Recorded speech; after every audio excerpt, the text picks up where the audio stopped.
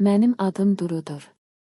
35 yaşım var, uzaq, sakit, tozlu yolları olan bir kənddə yaşayıram. Burada gecələr çox sakit olur. O qədər sakit ki, insan öz ürək döyüntüsünü eşidir. Bəzən elə bil sükutun içində mənim boğulmuş arzularım dolaşır. 2 oğlum var, onlar mənim nəfəsimdir.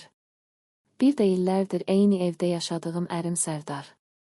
Amma qəribədir, biz eyni evdə olsaq da sanki eyni həyatda deyilik. Sərdar pis insan deyil. İçki içməz, evə gec gəlməz, uşaqlara sərt davranmaz. Amma mənə baxanda qadın görməz. Onun baxışında mən evin içində hər şeyi qaydasında saxlayan, sanki bir köləyəm. Süfrə hazırlayan, paltar yuyan, uşaqları böyüdən bir sistem kimi. Heç vaxt gözlərimin içinə uzun uzadı baxmadı. Heç vaxt yorulmusan demədi. Heç vaxt sadəcə qadın olduğum üçün məni sevmədi. Mən isə illərlə bunu taleyim sandım. Gecələr yastığa başımı qoyanda içimdə bir boşluq hiss edirdim, amma adını qoya bilmirdim. Bəzən aynaya baxanda öz-özümə sual verirdim, mən harada itdim? 35 yaş çox deyil, amma içimdə sanki uzun illərin yorğunluğu var, bu kənddə hər kəs məni tanıyır. Sərdarın arvadı Ədəyə çağırırlar. Amma mənim adımın Duru olduğunu sanki heç kim xatırlamır. Və ən qəribəsi budur, mən də öz adımı unutmağa başlamışdım. Bir axşam həyətdə tək oturmuşdum. Gün batmışdı.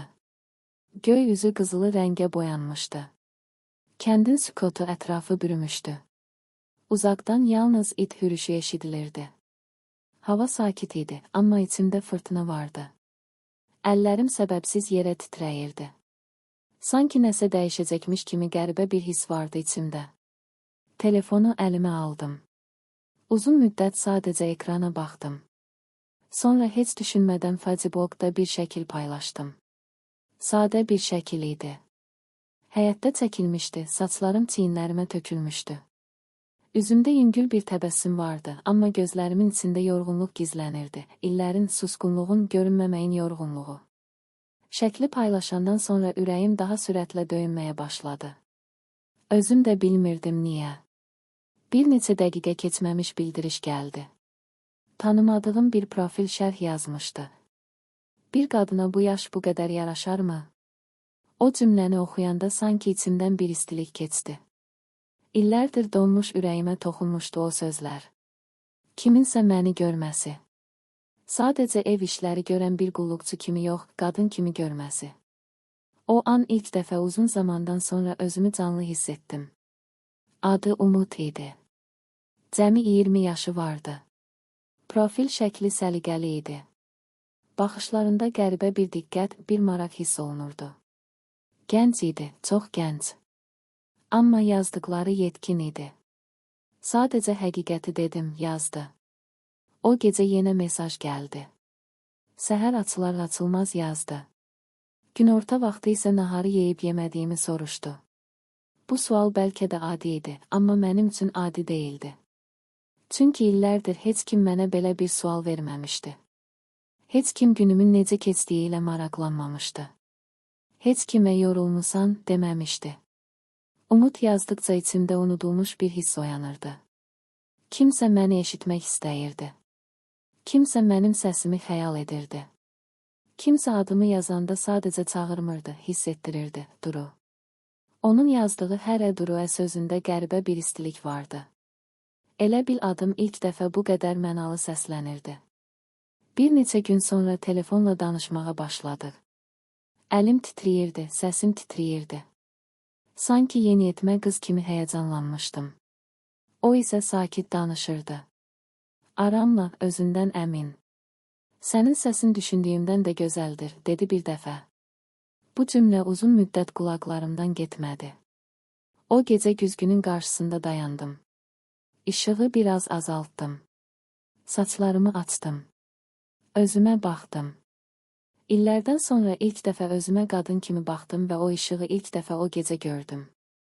Bir gün elə adi söhbətin arasında yazdı. Gəl. Sadəcə bir gecə.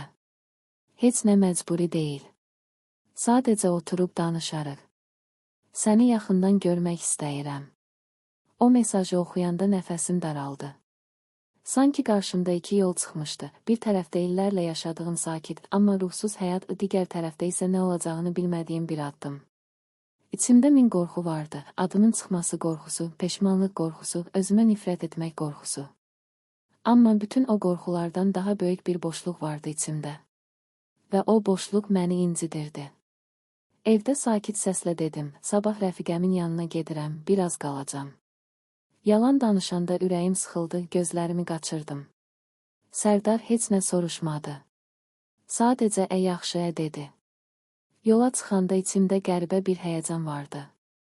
Avtobusun pəncərəsindən çölə baxırdım, amma heç nə görmürdüm. Sadəcə ürəyimin səsini eşidirdim. Avtobusdan düşəndə ayaqlarım sanki yerə dəymirdi. Telefonum titrədi. Mesaj gəldi. Otelin adını yazmışdı.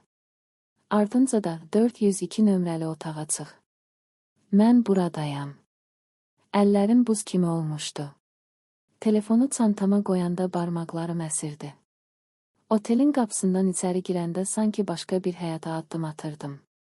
Liftə mindim. Hər mərtəbədə ürəyim daha sürətlə döyünürdü. 4-cü mərtəbədə qapı açıldı. Dəhliz sakit idi. Xalçanın üstündə ayaqlarımın səsi boğulurdu. 4-cü otaq.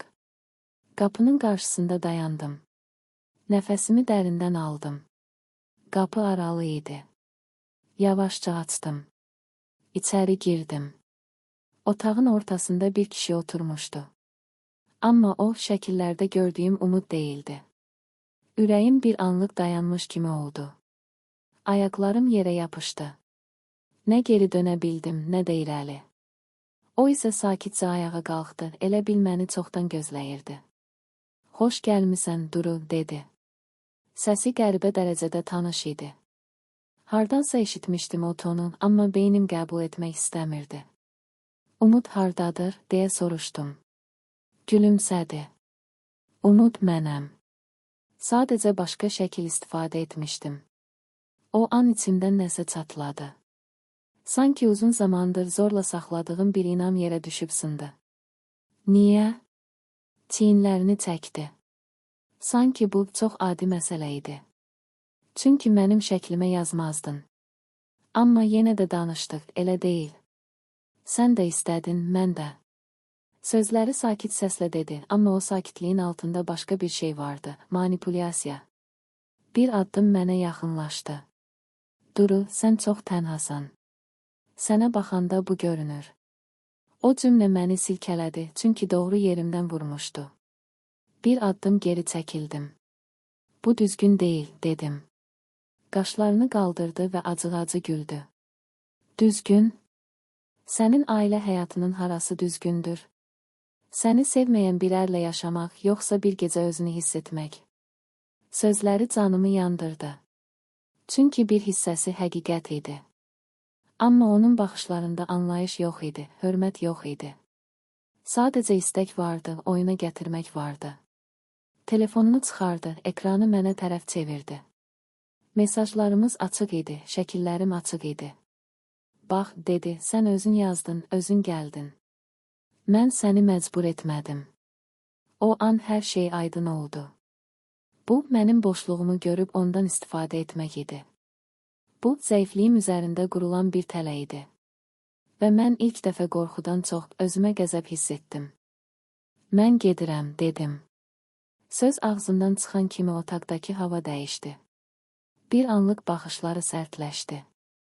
O sakit, özündən əmin görünüşün altında gizlənən həqiqi üz ortaya çıxdı. Gedə bilərsən, dedi soyuq səslə. Amma bil ki, insanlar danışmağı sevir. Şəkillər, mesajlar. İnternet heç nəyi unutmur. Qanım dondu. Barmaqlarım key idi. Demək, məsələ bu idi. O məni qadın kimi istəməmişdi. Sadəcə zəif bir qadını görüb onu əlində saxlanılacaq bir şeyə çevirmişdi. Alət idim onun üçün, təhdid ediləcək, qorxudulacaq bir alət. Bir neçə saniyə sustum. Ürəyim sinəmi parçalayacaq kimi döyünürdü. Amma içimdə qəribə bir sakitlik də yaranmışdı. Sanki qorxunun son həddi keçilmişdi. Dərindən nəfəs aldım. Paylaş, dedim sakit, amma qətiyyətli səslə. Kim istəyirsə görsün. Üzündəki ifadə dəyişdi. Bu cavabı gözləmirdi. Qorxmursan, deyə soruşdu. Gözlərinin içinə baxdım. İlk dəfə qorxan tərəf o idi. İllərdir sevilməməkdən daha pis nə ola bilər, dedim. Sözlər otaqda asılı qaldı. Çantamı götürdüm. Addımlarım əvvəlkindən daha möhkəm idi. Qapıya tərəf getdim. Arxadan səsi gəldi. Duru, dayan. Sən səhv başa düşdün. Dayanmadım. Çünki artıq hər şeyi çox düzgün başa düşmüşdüm. O gecə oteldə qalmadım. Pilləkəni necə düşdüyümü xatırlamıram. Küçəyə çıxanda hava soyuq idi, amma içim daha soyuq idi. Birbaşa avtovağzala getdim. Heç kimə baxmadan, heç nə düşünmədən. Səhərə qədər taxta oturacaqda oturdum. Gözlərimi yummadım. Hər keçən dəqiqə içimdə bir şey ölür, başqa bir şey doğulurdu. Utanc yox idi. Bu, ayılmaq idi. Səhər ilk avtobusla evə qayıtdım. Qapını açdım. Hər şey yerində idi. Divarlar, əşyalar, uşaqların səsi. Həyat davam edirdi, sanki heç nə olmamışdı. Facebook hesabımı sildim. Amma bu dəfə utanıb gizlənmək üçün yox, özümü qorumaq üçün, öz sərhədlərimi geri almaq üçün. Bir neçə gün keçdi. Sərdar yenə eyni idi, sakit, laqeyd, televizor qarşısında susan bir kölgə kimi. Amma mən eyni deyildim. İçimdə bir sərhəd çəkilmişdi və o sərhəddən artıq heç kim keçə bilməzdi. Bir səhər qapı döyüldü. Açdım. Qarşımda o dayanmışdı. Bu dəfə onu dərhal tanıdım. Oğlumla bir neçə dəfə həyətimizdə görmüşdüm, gülən, hörmətli görünən. Amma içində başqa üz gizlədən biri. Danışmalıyıq, dedi. Qapını yarımçıq saxladım. İçəri keçməsinə imkan vermədim. Bir daha bu evə gəlmə. Oğlumla da dostluğunu kəs, dedim. Sakit, amma sərt səslə. Səsi alçaldı. Mən sadəcə xəyanət etdin. Sözünü kəsdim. Mənə yox, öz vicdanına. Gözlərini qaçırdı. Artıq əvvəlki özünə əminlik yox idi. Mesajları silmişəm, dedi. Acı-acı gülümsədim. Özünü silə biləcəksən, dedim. Sustu, cavab verə bilmədi. Bir neçə saniyə sonra geri döndü və getdi. Oğlum heç nə bilmədi. Heç vaxt da bilməyəcək. Onun dünyasını dağıtmaq istəmədim. Bəzən ana olmaq susmaq deməkdir.